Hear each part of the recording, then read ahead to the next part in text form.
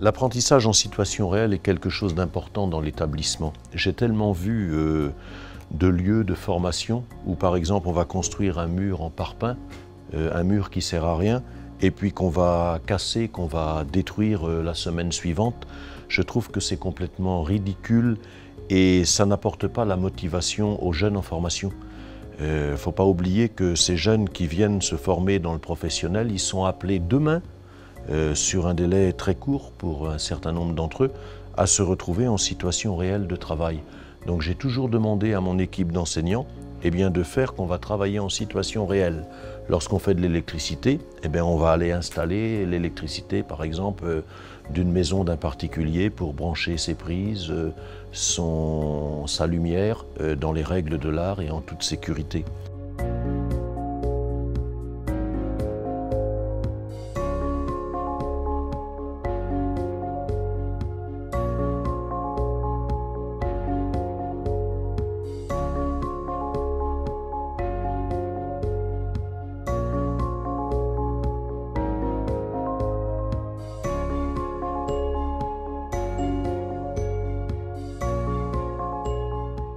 Si on construit un bâtiment, je préfère faire le choix de construire par exemple le garage, puisqu'on en a besoin pour abriter nos unités hydroponie, notre matériel, ou bien alors le lieu où on va faire nos semis, de façon à ce que les jeunes apprennent que quand on met quelque chose en place, il faut le faire de façon nickel, j'ai envie de dire.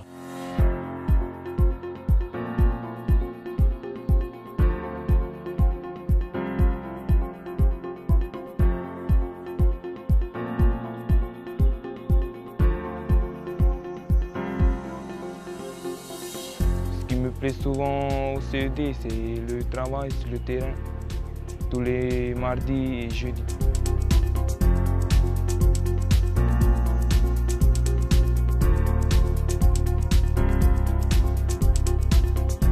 Moi et mes camarades, on est en train de drainer le billon pour faciliter le passage du tracteur qui va passer au rotavator pour affiner les mottes de terre un peu trop grosses.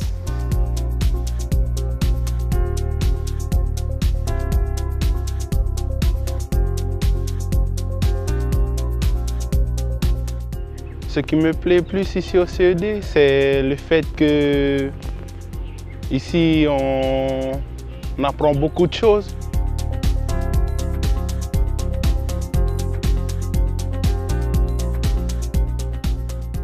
Il aime la pratique et la théorie. Je pense que c'est pour ça qu'ils se sont mieux au CED. Il y a beaucoup de pratique, il y a beaucoup de formation. Il fait des stages, il y a plusieurs stages qu'il a fait et ça s'est bien passé et il aime ça. Ici, nous sommes au broyeur du CED. On est en train de broyer la matière bête pour avoir de la matière, un apport en matière organique, c'est-à-dire le mélange de matière sèche et de matière verte qui donnera du compostage. Plus précisément, ce sont les bactéries qui vont travailler, qui vont manger la matière verte pour avoir de la force, pour pouvoir manger la matière sèche et pouvoir produire de l'humus. Les enfants apprennent l'agriculture hydroponique. Pour l'élevage du porc, ils apprennent aussi la chaîne alimentaire depuis l'alimentation du porc jusqu'à l'abattage, puisqu'il y a une salle d'abattage qui doit s'ouvrir. Les enfants sont sur le terrain également, ils apprennent à faire du compost. Ils sont visiblement heureux. Je les ai vus dans les champs, je les ai vus à table, je les ai vus en études et surtout ils m'ont donné un spectacle le soir extraordinaire où ils ont montré leur culture, la culture de leurs îles respectives et ça a été un moment vraiment très émouvant, je dirais. Voilà. Mais je pense aussi réellement, dans ce monde moderne où tous ces jeunes sont affrontés, on ne peut pas se permettre de vivre simplement avec des idées anciennes et on est obligé de s'adapter aussi à la réalité du nouveau monde et à leur montrer les moyens qui existent tout en les adaptant à la réalité à la fois culturelle, matérielle et géographique, puisque c'est vrai que nous sommes quand même dans un milieu isolé, mais nous avons non seulement l'obligation, mais le devoir de répondre à toutes ces attentes, parce que les jeunes d'aujourd'hui ne sont pas les jeunes d'hier et ne seront pas les jeunes de demain. Et en tant qu'enseignants et éducateurs, nous devons avoir cette capacité de s'adapter.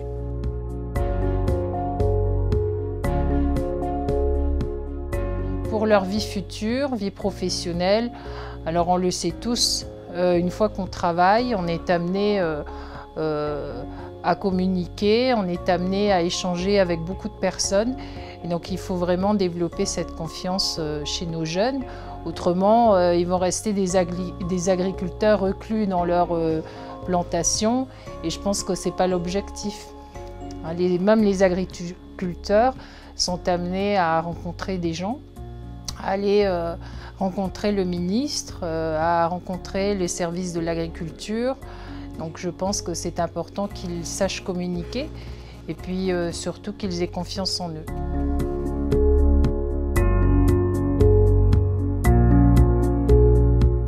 Nous sommes amenés, nous, enseignants, à former des futurs chefs d'entreprise dans l'activité agricole.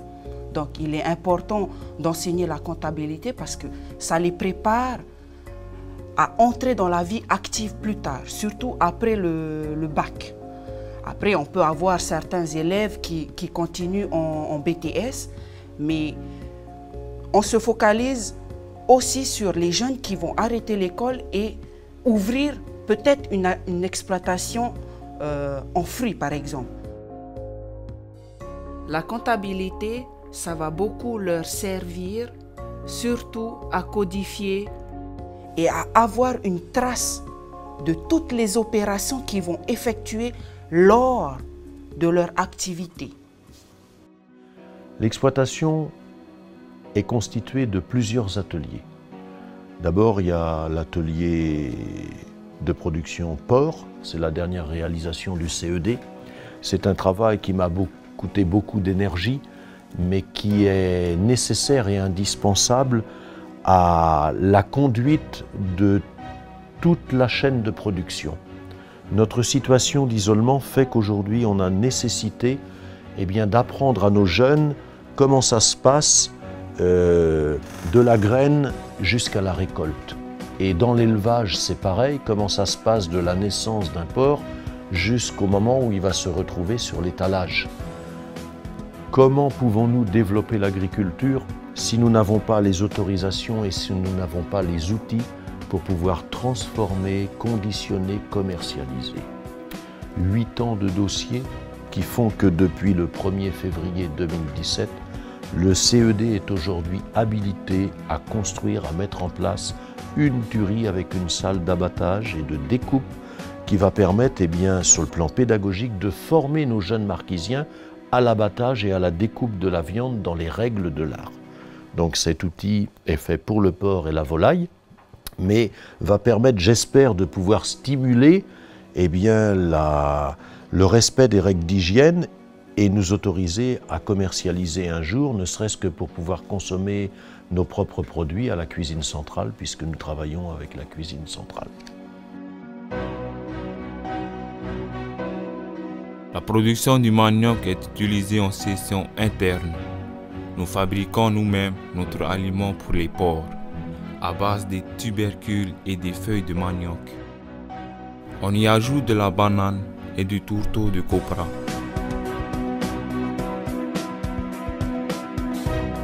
La préparation est mélangée avec la bétonnière pour avoir un contenu homogène.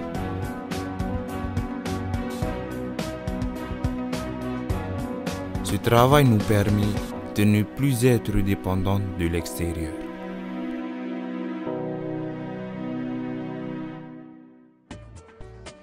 Je pense que les marquises ont de l'espace, ont de la terre, ont de quoi offrir aux enfants pour plus tard la possibilité d'avoir leurs propres entreprises.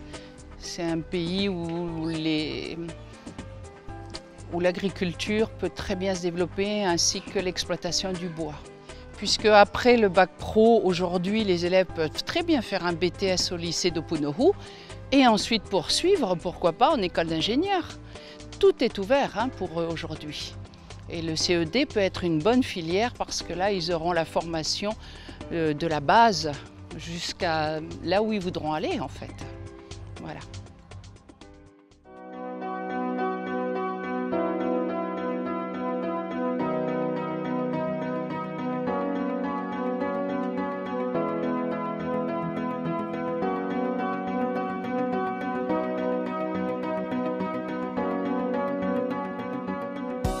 Alors tout ce petit monde à l'internat, bien sûr, on a à peu près une capacité de 60-70 jeunes qui sont à l'internat.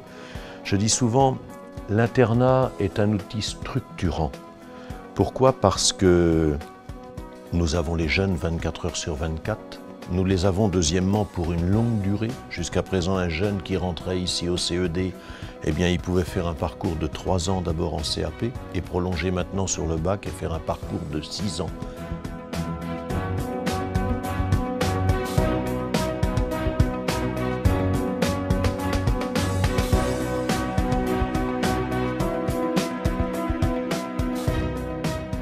C'est vrai que c'est difficile pour nous d'éloigner notre famille. Mais pour moi, je dis franchement comme quoi c'est bien la vie au CED.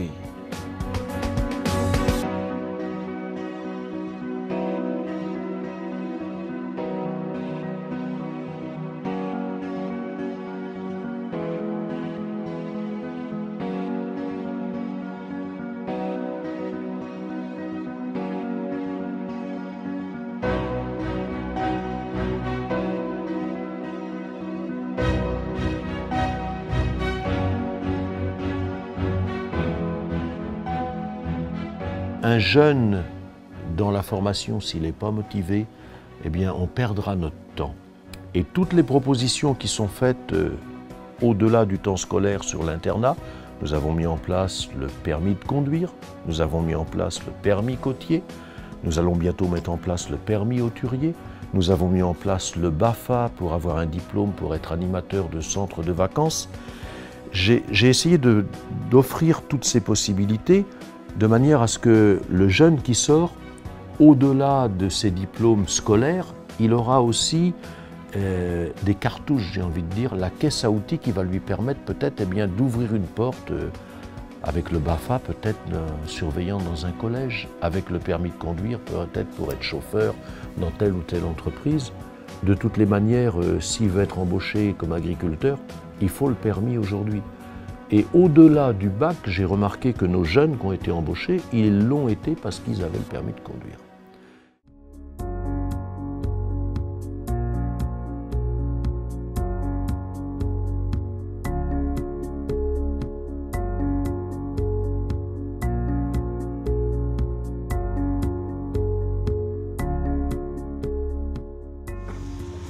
Bonjour, je m'appelle Mathias Seconor, j'ai 20 ans, je suis originaire de Hiwawa et ça fait bientôt 2 ans que je travaille dans cette entreprise.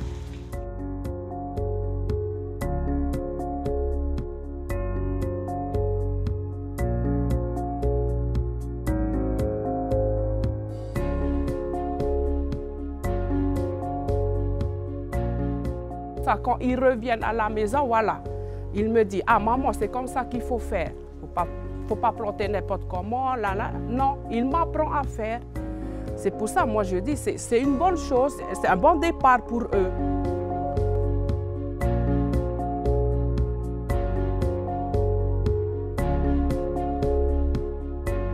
Et à mon dernier stage, je l'ai fait chez M. Paul Yuen. Et il était fier de moi, il a voulu m'engager et il m'a demandé de terminer, passer mon bac et mon permis voiture. Et dès que j'ai réussi, je l'ai appelé et il m'a pris. Il m'a appris comme travailleur. Je trouve que c'est la meilleure école qui forme les agriculteurs pour demain. À présent, j'ai eu mon bac, j'ai eu mon permis et mon travail en même temps. Et voilà, je suis content, je conduis plein de voitures, je ne m'ennuie pas.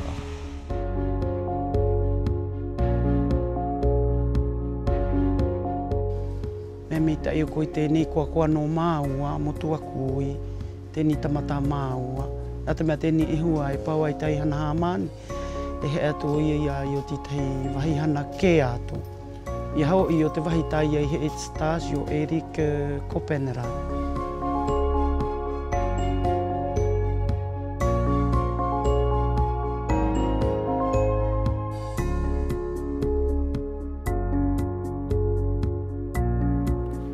Les stages que nous effectuons sur Tahiti et Moorea, minimum 6 à 8 semaines par an, pour l'ensemble des 3 années du bac, sont formateurs, mais permettent à nos jeunes de pouvoir être sollicités pour avoir de l'emploi.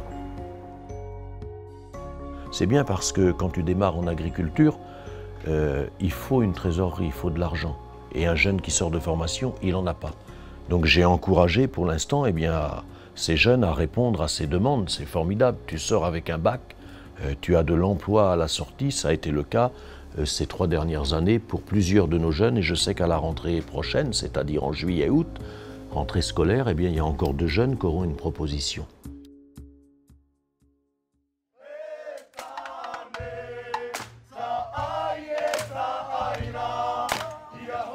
Lorsqu'on regarde ce long chemin fait en arrière, on est obligé de reconnaître que nous ne sommes qu'un petit maillon de la chaîne, mais qui j'espère va pouvoir continuer et faire qu'un jour ce bel établissement soit le fournisseur d'agriculteurs et d'emplois pour les Marquises.